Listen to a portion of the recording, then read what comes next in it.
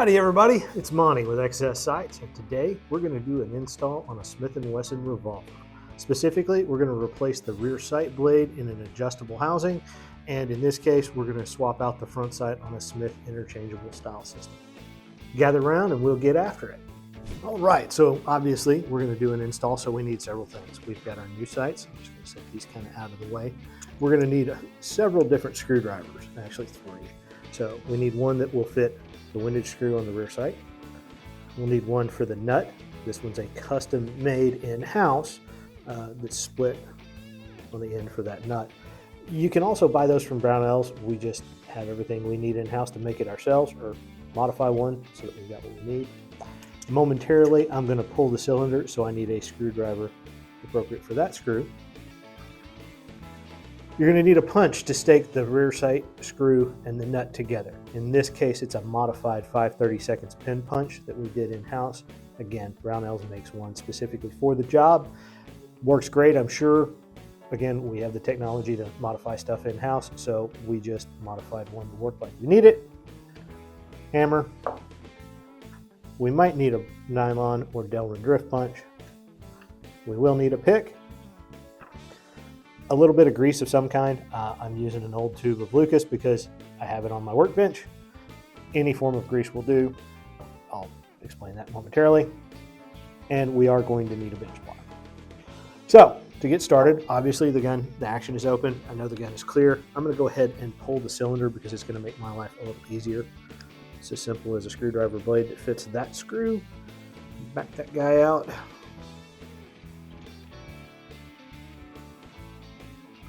Set it aside where you won't lose it. And voila. Cylinder is no longer in the gun.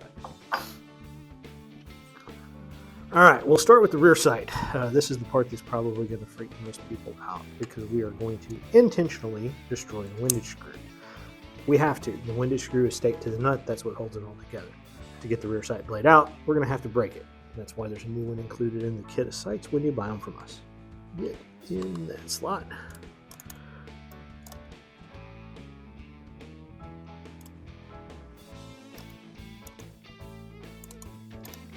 Wrong way. We want to bring the rear sight all the way to the right. All right, you see where it got real tight? I'm going to keep cranking. You'll definitely feel everything snap, and you may hear it momentarily. Just like that.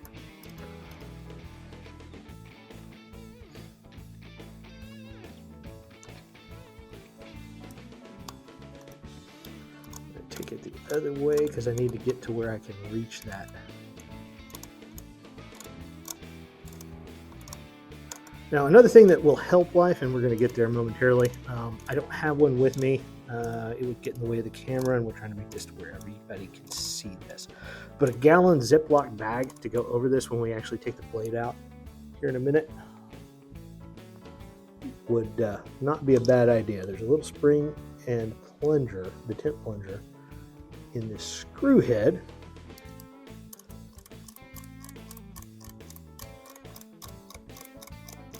And you really do not want to lose that because it's, well, you can hear that click. That's that detent.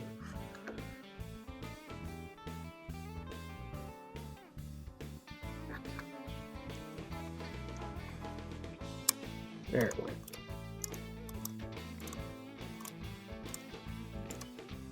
There we go. So it broke off on the head side, so we need to unscrew this guy. That's what's left of the windage screw and that nut that are staked together.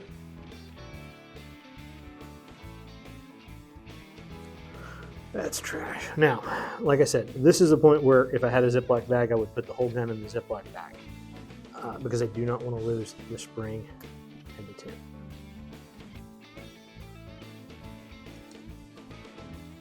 I'm just looking to see if I can figure out where exactly it is at the moment.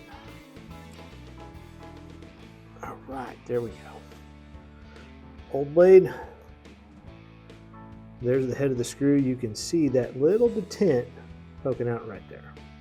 So pull that guy, and in this case the spring stayed on it. Sometimes that's not the case. Sometimes the detent will come out and the spring stays in the screw head.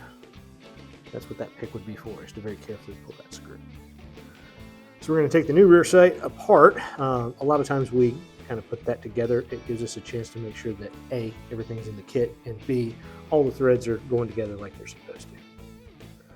We'll back this windage screw out just a little. And to make life easy, as you can see, there's a slot machined obviously for that blade to travel back and forth. I want my spring and detent fairly well lined up with that. It's going to help me assemble this momentarily.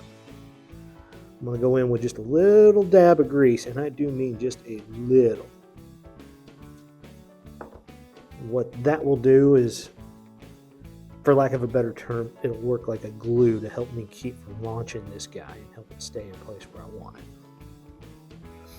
Put that back in and get it pretty close. Okay. Rear sight's going to drop into that notch. We're going to get it pretty close to that slot, and then I am going to get my little screwdriver blade. This makes life a little easier for me. The pick, I have a tendency to slip and launch that little detent, and again, that would be really bad. As you can see, it wanted to come out right there. So what we'll do, we'll add just a touch more grease to help get it to stick to that spring.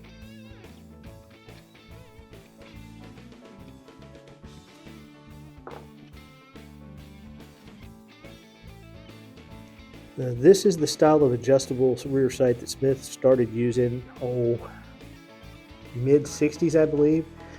And while you can see this one's square up front, this is an old style, the new ones are rounded, still the same installation. It would also be the same installation with our adjustable minimalist blade, which is a serrated U-notch. It won't work on like the 3844 Outdoorsman, which is an older gun. Just to press that, got it pushed in there. I'm going to see if we can't get the screw head a little deeper. Let's see. All right, I got the detent in there. You can hear it. Okay. Next thing we want to do, get that split bit, get the nut on here. And it's got a little groove and it is hard to see. I would love to get that on camera, but my hands aren't steady enough to do it. However, you can see where it's on my screwdriver blade now. Very carefully go in, get it started, spin it in, get it snug. Now we're not going to kill it. We don't want to crank it stupid tight. However, we can. It's kind of a three-handed operation here, but some days I'm more talented than even I give myself credit for. Just snug. Now for the fun part, we get to stake it. Bench block makes life real easy because I can set it up on here. I'm going to go in with a series of light taps.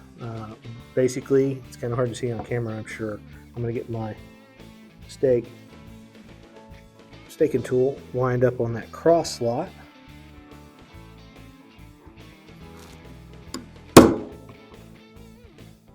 Okay. Now that I've got a little bit of a stake going, it's going to center itself up again. It's pretty good on this side. I want a little more over here. Again, this one is custom ground in-house, so I've got a little easier way to kind of play with it and get it angled where I want. Okay, looks pretty good.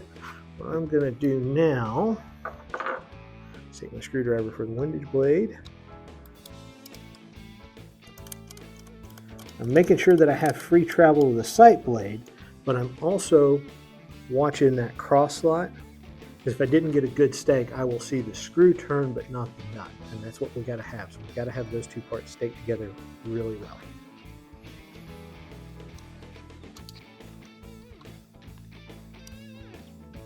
Everything's moving like I want, so get that roughly centered. And that's the rear sight. Now, fortunately, this is one of the Smith interchangeable types. if you'll notice, there's a pin, but it's very far forward under the blade. And obviously I don't have a cylinder in here, so we're as safe as we can be. You can notice there is a hole directly below the front sight. That's where the spring and plunger that retains the front sight's installed. To swap these out, it's a simple matter of pull the rear sight blade all the way back towards the rear sight.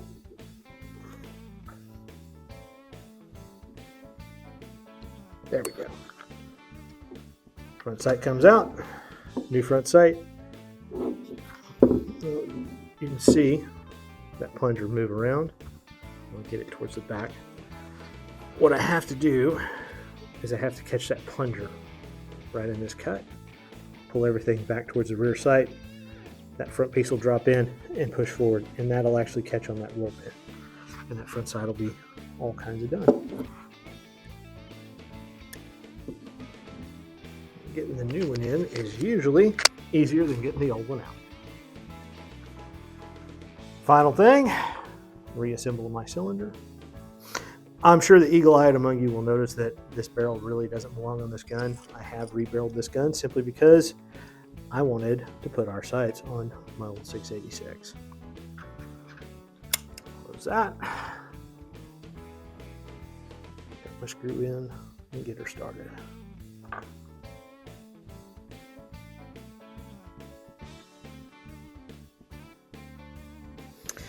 If you hadn't cleaned the gun in a while, when you do this, be a perfect time to clean it because you've already got the cylinder out. Make it easy to punch through all your chambers and make sure you have all the carbon out. Add a little oil or grease, whichever your preference. Put it back together and you are done.